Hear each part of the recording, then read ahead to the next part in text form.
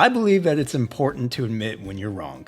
And in this particular instance, I am actually happy to admit just how wrong I was about Pokémon Legends ZA. I've been down on this game ever since it was first announced, but after spending a ton of time with it over the past week, I am happy to report that while it is certainly not perfect, it is by far the best Pokémon game we've gotten in recent years, and a promising step in the right direction for the franchise. And in this video, I want to talk all about why this game is so good, and just exactly how it has exceeded my expectations. Let's get into it. Alright, so those of you who have watched some of my other content probably know by now that I've been fairly critical of the Pokemon series in recent years. So I'm super excited to make a positive Pokemon video talking about one of my favorite franchises and explaining how we have another good game in the series again. But there are a couple of things about this game that are not good, so I think it's best we get those out of the way first, so then we can focus about all of the positives on Pokémon Legends ZA. And I think when looking at my time with the game thus far, a couple nitpicks or issues really stand out. And the first one is one that you've heard from other people before, but it's long past due, it's time. These games need voice acting. And I know some people have been clamoring for this since the games shifted to 3D all the way back with Sword and Shield. And it's never really been a big thing for me. Like, I've always wanted voice acting in these games, but I've always just thought that there were so many other issues in recent Pokemon games that were more pressing. The voice acting has never really bothered me that much. But with Legends ZA, as I'm going to talk about more in a little bit, we have a pretty competent Pokemon game now. It is by far the best looking game we've gotten in the franchise since they've shifted to 3D, and it actually feels and plays like a competent game that in many ways Game Freak should be proud of. But it's because of that the lack of voice acting stands out even more. And it's gotten to the point where it's just kind of weird. There's a cutscene circulating social media that you might have seen that comes fairly early in the game, where your character and another main character encounter some antagonistic trainers, and they're going back and forth, and the cutscene is fully animated and it looks good. It looks like a little mini movie, but when the characters open their mouths and are speaking, just no dialogue comes out. And it almost looks like a glitch, or like they forgot to put the dialogue in. And it's super jarring and weird, and it just brings down the entire presentation of the game. So if Game Freak is going to continue the positive momentum that they're building here, I really think when we get Gen 10, there's got to be voice acting, guys. Enough is enough. If we're going to have these big 3D games that actually look really good, well, maybe not really good, but look decent, we need voice acting. So far past the point where that is a must include in the next game. So that's my first nitpick. And the other issue that stood out to me about Legends ZA right away is something else that has plagued other Pokemon games in recent years. And it's kind of a painfully slow start. There is a very gradual ramp up here to the game where they are introducing mechanics very slowly to the player. You can tell it's geared towards younger players in a lot of ways, where they really don't want to overwhelm you. And I would say it really takes 3 to 4 hours before you're really in the flow of the game. They take the guardrails down and you can do what you want and go where you want. And from there, it becomes really fun, which I'm about to talk about. But that start can be a little bit painful, so brace yourself for that. Those are my big complaints. Those are really the two things that stand out to me. And I thought I was going to have a lot more issues with the game, but man, I'm having a blast. And I think now I'm happy to say that let's talk about the good stuff, because there is a lot here. And I think the obvious place to start is the core gameplay loop. And we already saw this in Legends Arceus, where just catching a ton of Pokemon and watching yours level up and just repeating that in different environments, it's really fun. It's addicting. And the game does a great job of just blasting you with the little dopamine triggers. There's all the sounds and animations when you catch a Pokemon or when you find one of the millions of items scattered across the ground. Your brain is constantly getting hit with the good dopamine rush when you play this game. And I don't think I'm ever going to get tired of just finding a new Pokemon and catching them, and then checking their stats and seeing if I want to include them in my team, and just going from there. And that core gameplay loop that they built in Arceus with these little side games and how the constant catching mechanic works. I mean, it's even better here, and it's incredibly addicting, and that's good because the game is built on that, and I've been loving that. Of course, the other pillar, and the thing that I think a lot of people are even more interested in, is the new battle mechanics. And as you know, this is the first time Pokemon has shifted to a real-time battle system. Gone are the turn-based mechanics. Instead, all of your moves have cooldowns, and your Pokemon are constantly using those moves, and the opposing Pokemon is using their moves, and it's a real-time battle system. It gets even more fleshed out when you're doing some of the rogue mega evolution battles, because then you actually kind of need to move around and dodge the opposing Pokemon's attacks as your trainer. So there's a little bit of real-time reflex aspect to it.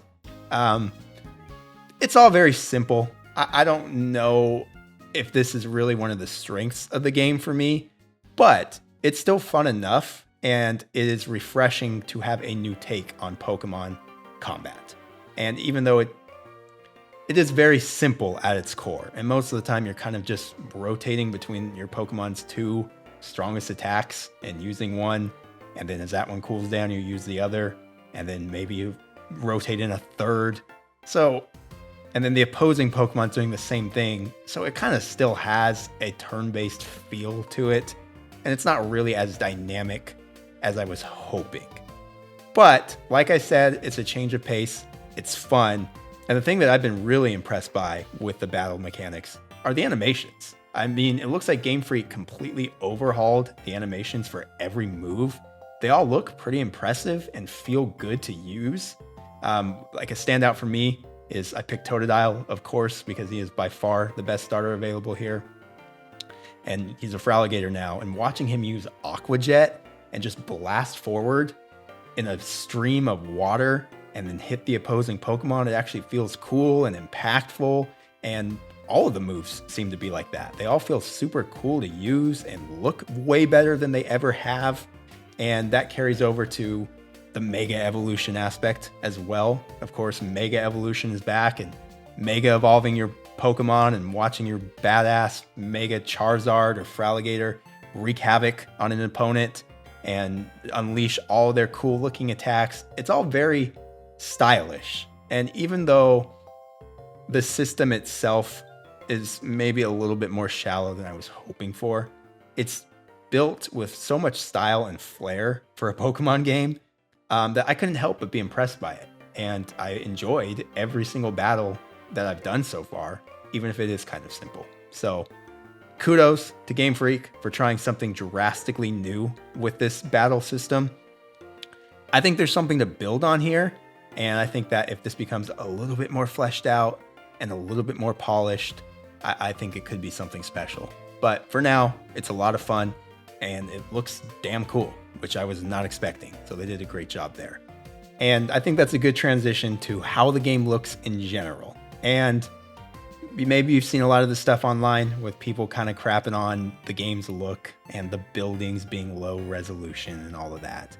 And yeah, it's not a looker, but look, I grade these games on a Pokemon scale. And using that, and maybe I shouldn't do that, maybe it's letting them off the hook, I get it. But using that Pokemon scale, this game looks and feels so much better than anything we've gotten before in the franchise. I've been playing on the Switch too, but I hear the Switch 1 version runs pretty good as well. But it runs flawlessly, no frame dips, everything is stable, it controls great, the character feels fluid and responsive to move around the city. It controls better than any other 3D Pokemon game I've played. And yeah, I've been impressed with the look. And I know I had my concerns about the game being set in Lumio City, solely in one city. And I do think that limits the game in some ways. It doesn't feel like as big and grand of an adventure as maybe it should. But putting all that time and care into one specific setting in Lumio City makes this the greatest single setting we've ever gotten in one of these 3D Pokemon games. I think one of my biggest issues with Scarlet and Violet, besides the train wreck performance issues that they had, was just how lifeless all of that game's towns and settlements felt. I could not tell you, outside of the main city where the school is and you spend most of your time, I could not tell you one distinguishable feature about any of the towns in that game.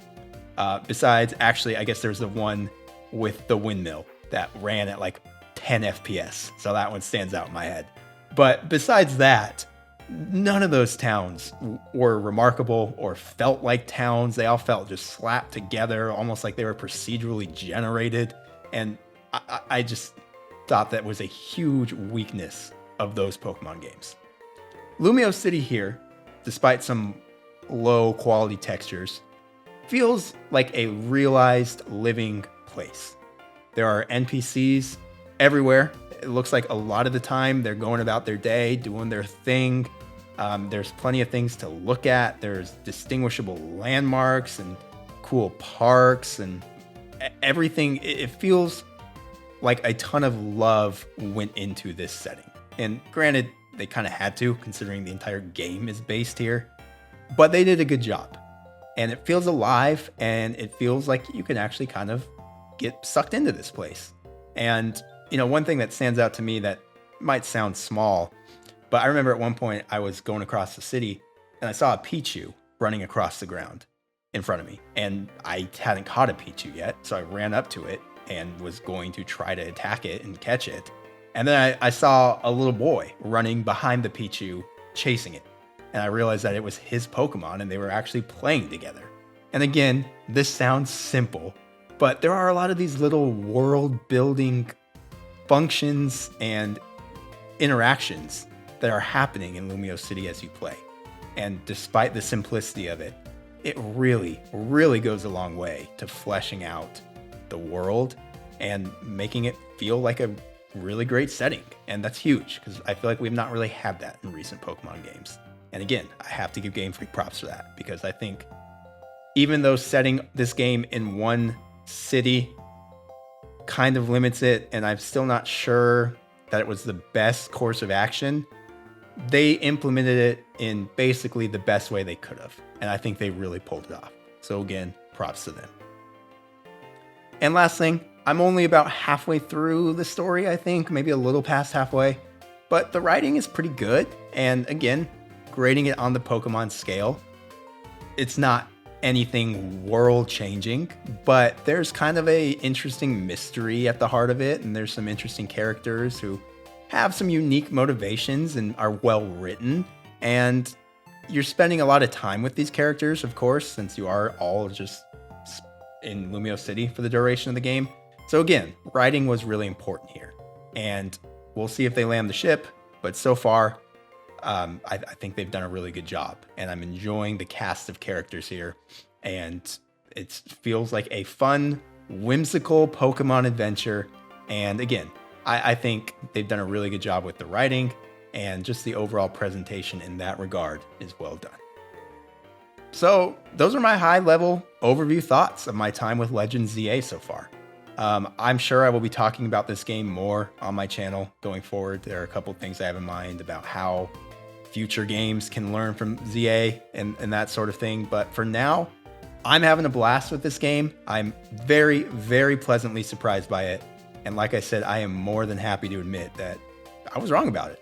This is a good game, and despite its flaws, Game Freak really deserves credit for what they did with this one. So I'd love to hear your thoughts in the comments below. Are you enjoying this game as much as I am? What are your favorite things about it? What are your hangups? And who'd you pick as your starter? Because it seems like everybody has picked Totodile, and I don't want to feel like that much of a normie, because of course I picked him too. But he's the best. What are you going to do? So that's all I got today, guys. Thanks for being here. Thanks for watching, and I'll see you in the next video.